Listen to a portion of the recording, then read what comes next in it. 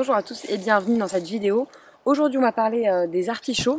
Dans les régions un petit peu chaudes, vous pourrez, notamment dans le sud de la France, planter des artichauts à cette période-là.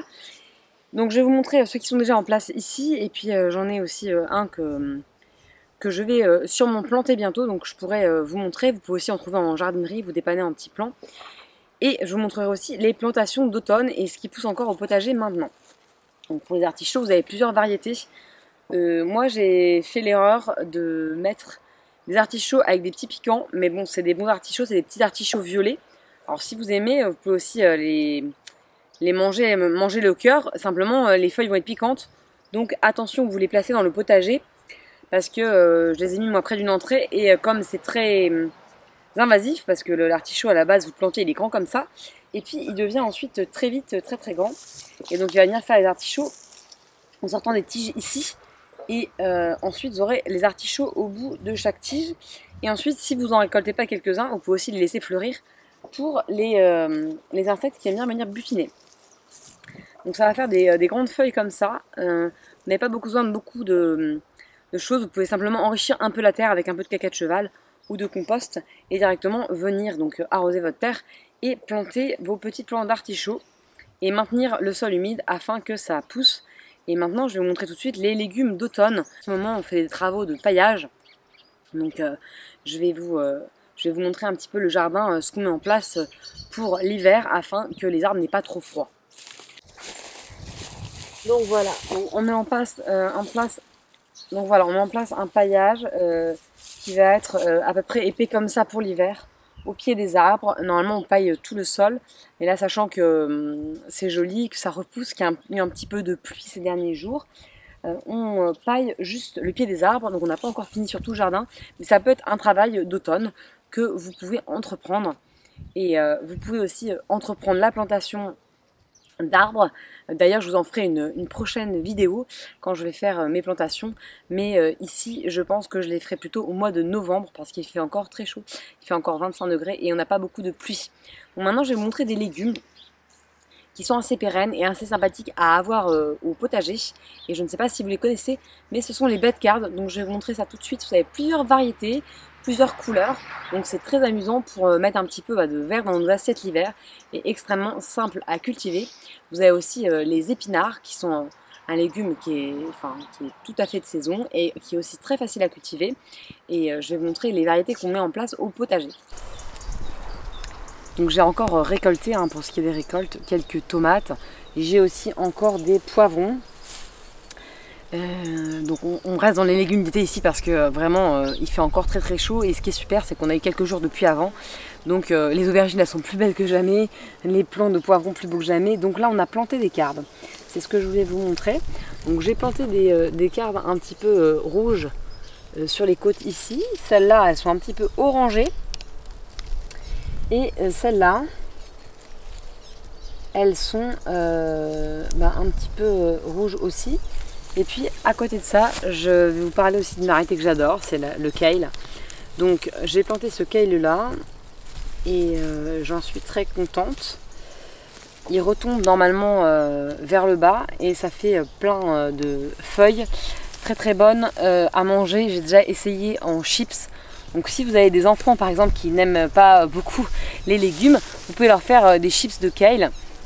Ce qui est très très bon. On a essayé avec Marina, beaucoup plus de salade, parce qu'ici il fait très chaud. Donc là on a eu un peu de pluie, donc c'est très bien. Donc on a cette variété qui est un petit peu rouge, cette variété là qui est différente. Et puis au milieu de ça, on a mis aussi des épinards que je vais vous montrer tout de suite. Donc ça, c'est une variété d'épinards spécifique aux pays chauds. Il y en a en Inde. C'est des épinards de Nouvelle-Zélande, donc ça n'a pas tout à fait le même goût, mais il se trouve que ça pousse beaucoup mieux dans ma terre, et qu'en plus ça ne demande pas trop d'entretien. Donc ces épinards de Nouvelle-Zélande, en fait, ça se passe comme ça. C'est une tige principale qui va venir faire plein d'autres tiges. Et les haricots, en fait, ils poussent comme ça, donc c'est vraiment des haricots longs. Je vais vous montrer cette variété parce que c'est vraiment sympa à récolter. C'est des haricots qui peuvent être vraiment très longs. Et donc vous les cuisinez comme des haricots normaux. sauf que vous pouvez les couper. Donc ça, pour la première fois, j'en ai mangé en Inde. Et pour la première fois, j'en ai mangé en Inde et c'est la première fois que j'essaie de les cultiver. Ça monte bien, ça monte facilement, vous voyez, puis ça fait rapidement des pousses un peu partout. Donc si vous avez une structure, par contre, vous nécessitez une structure pour les avoir.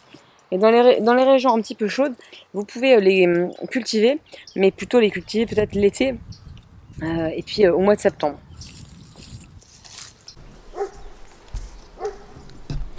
Donc voilà, ici vous avez des belles côtes de bêtes de couleur jaune. Donc j'investis vraiment la côte de bêtes parce que j'adore ça. Vous pouvez les faire en gratin aussi, mais vous pouvez les cuisiner comme des épinards. En fait c'est très très bon et c'est un très bon légume d'hiver. Ça ne gèle pas trop. Si vous paillez un petit peu le sol, ça ne gèle pas dans les régions où il fait pas trop froid. C'est vraiment un légume d'hiver très intéressant à cultiver. Et je vais vous montrer maintenant encore quelques variétés qu'on cultive cet automne au Donc ici vous avez des choux de Bruxelles, donc toute la famille des choux, le brocoli, les choux-fleurs, les choux raves peuvent être semés maintenant. Donc là je vais vous montrer dès qu'ils sont déjà un petit peu grands, voilà, que j'ai fait pousser en godet. Donc l'idéal c'est qu'ils fassent un petit peu chaud. On a une serre donc c'est pratique, et puis que ce soit humide et ça germe très bien en ce moment. Là on a ici des brocolis, tout ici qui sont en train de pousser, et puis ici qui germent des betteraves. Donc on a mis pas mal de semis à germer. On a aussi fait germer des épinards, on a fait germer des salades, et puis aussi on a mis dans la serre quelques légumes, mais il fait encore bien chaud ici pour avoir des légumes en serre. Et c'est plutôt au mois de novembre parce qu'il fait encore une température très raisonnable. Et puis vous voyez que j'ai mon gingembre et mon curcuma qui est à mes pieds. Je vais faire une expérience, j'ai mis une racine de curcuma, parce que j'adore ça, à pousser dans la serre. Donc je vais voir, comme le gel c'est très peu gélif ici, je vais voir si ça peut résister.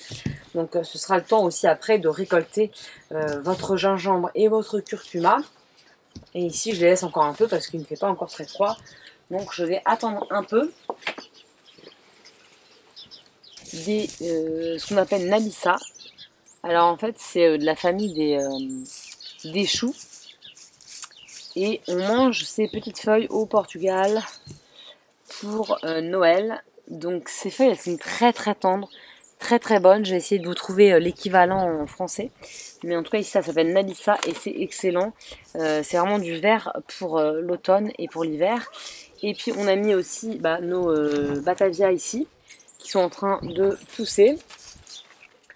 Et puis on a mis bien sûr des brocolis, des choux aussi paumés dans nos serres pour essayer de limiter les dégâts, parce qu'on a beaucoup de trous de par les escargots, parce qu'il a plu un petit peu. Et il y a aussi les altises, donc les altises, les escargots et les chenilles, mais on n'a pas trop de chenilles, donc on a quand même de la chance. Et puis là on a nos brocolis et nos choux-fleurs qui se développent ici, qu'on a essayé de protéger cette année, parce que l'année dernière on avait vraiment eu des gros dégâts. Je ne sais pas comment c'est chez vous, je ne voulais pas du tout utiliser de filet anti-insectes. Cette année j'ai pas utilisé de filet anti-insectes, mais j'ai essayé de les mettre sous un plastique, bien que la journée, parce que vous pouvez le voir, il y a des trous quand même dedans, je les laisse à l'air libre. Donc j'ai trouvé ce compromis là, de les laisser en même temps à l'air libre la journée. Et il y a quelques petits trous, mais ils grandissent quand même très bien et ils sont assez forts pour pouvoir subsister, même s'ils sont un peu mangés.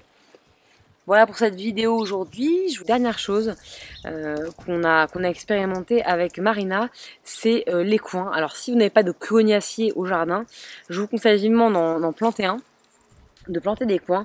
Certes on ne peut pas les manger directement crus, mais cuits c'est vraiment un régal. Alors l'année dernière on avait fait de la pâte de coing. C'est vrai que c'est un peu de travail, que ça demande un petit peu de temps. C'était très sympa à Noël de pouvoir partager en famille cette pâte de coing. Et cette année on a fait une autre expérience. Je pensais que les coings devaient être absolument associés à un autre légume. Et en fait, donc le plus simple pour les cuisiner, c'est de les mettre directement dans l'eau bouillante et ensuite d'enlever la peau. Et elle est comme ça très très simple à enlever. Et ensuite, vous pouvez en faire des compotes. Alors moi, j'ai vraiment adoré. Vous mettez un peu de vanille, un peu de sucre et vous faites une petite réduction à feu doux. Et c'est vraiment délicieux. Voilà pour les plantations de cet automne. Je vous dis à la semaine prochaine les jardiniers.